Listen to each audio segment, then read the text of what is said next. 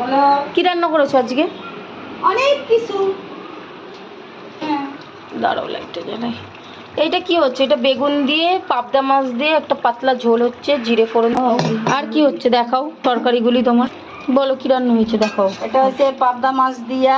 হ্যাঁ আমি এটা দেখতে পেয়েছি, পাবদা মাছ দিয়ে, এটা বেগুন দিয়ে কালো জিরে ফোড়ন দিয়ে রান্না হয়েছে। তারপরে এইটা কি সরো দেখি। এটা হচ্ছে শাপলা দিয়া। শাপলা দিয়ে আর কি দিয়ে রান্না করেছে? মাছের তেল দিয়া। ও মাছের তেল দিয়ে।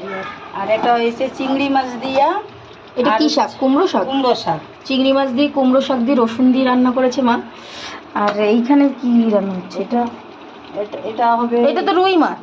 হ্যাঁ রুই মাছ। রুই মাছ আলু দিয়ে একটু কষা, তাই তো? আলু দিয়ে না, ওটা হবে দিয়া। কি এটা তো আলুই রয়েছে। হ্যাঁ আলু আছে, হ্যাঁ ঝিঙ্গে দিয়া।